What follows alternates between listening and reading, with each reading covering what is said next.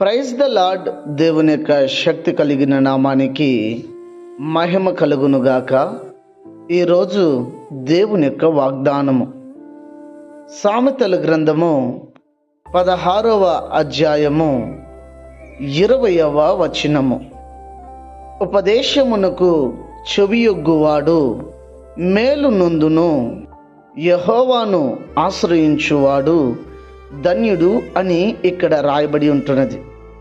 ఈ ఉదయకాల సమయం మందు దేవుని వాగ్దానాన్ని వింటున్న వారులారా, అసలు దేవుడు ఈ ఉదయకాల సమయం మందు ఏమని మీతో మాట్లాడుతున్నారు అన్న విషయాన్ని ఒకసారి ఆలోచన చేయండి, ఆలకించండి.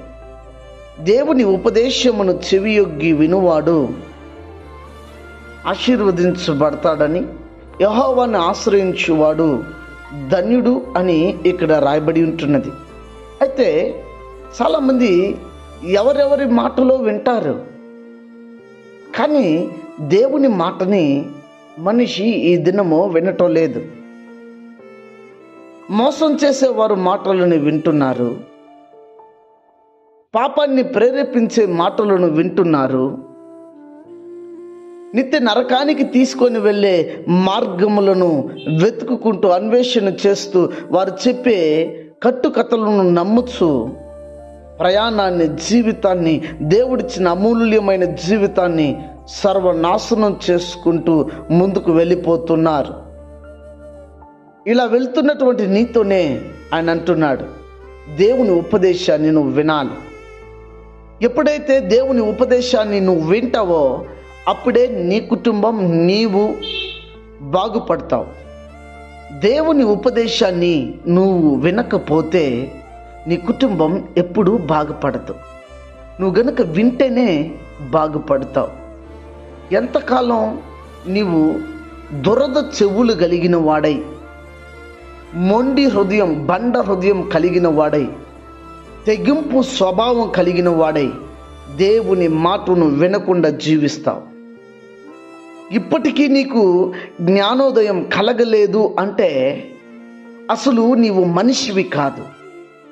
ఎందుకు ఈ మాటలను నేను చెబుతున్నాను అంటే, నీ జీవితంలో ఎదుర్కొంటున్నటువంటి పరిస్థితుల్ని ఒకసారి చూడు. నీ చుట్టూ జరుగుతున్న పరిస్థితులను ఒకసారి నువ్వు గమనించు. ఎప్పుడైతే నువ్వు గమనిస్తావో అప్పుడు నీ స్థితి అంటూ నీకు అర్థమవుతుంది. నువ్వు ఏ స్థితిలో ఉన్నావో నీకు అర్థమవుతుంది. నువ్వు ఏం మాట్లాడుతున్నావో, ఎలా నడుచుకుంటున్నావో అప్పుడు నీకు అర్థమవుతుంది. అందుకే ఆలోచన చేయి. నీ చుట్టూ జరుగుతున్న పరిస్థితులు ఒకసారి గమనించు. దేవుని ఉపదేశాన్ని విను. దేవుని ఉపదేశాన్ని విను, బాగుపడతావు.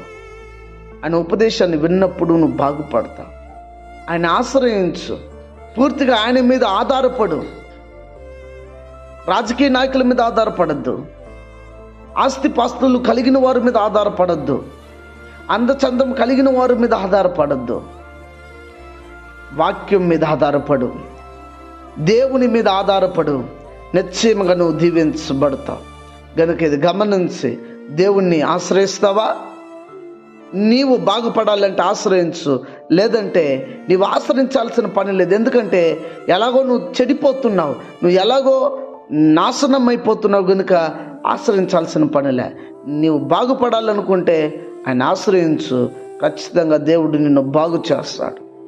నువ్వు పాడైపోయి ఉన్నా, నువ్వు పతన స్థితిలో ఉన్నా, దేవుడు నిన్ను ఆశీర్వదిస్తాడు, నిన్ను కాపాడుతాడు, నిన్ను రక్షిస్తాడు, నిన్ను సంరక్షిస్తాడు, నిన్ను పోషిస్తాడు.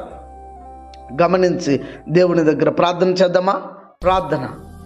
ప్రేమ కలిగిన తండ్రి, ఉదయకాల సమయం మందు మమ్మల్ని హెచ్చరిక చేశారు, అందులోకై వందనాలు. ఈ వాగ్దానము వింటున్న వారు ఆలోచన చేసి ఒక మంచి నిర్ణయం తీసుకున్నట్టుకు సహాయం చేయండి. అనారోగ్యం చేత ఉన్న వారికి ఆరోగ్యము, ఆర్థిక ఇబ్బందులు ఉన్న వారికి విడుదల, రక్షణ లేని ప్రజలకు రక్షణ, మారు మనసు లేని వారికి మారు మనసునిచ్చి ప్రతి వారిని నీ రాకడికి సిద్ధపరచమని క్రీస్తు యేసు పేరిట వేడుకొని ఉన్నాము తండ్రి. ఆమెన్. God bless you. దేవుడు మిమ్మల్ని దీవించి ఆశీర్వదించునుగాక.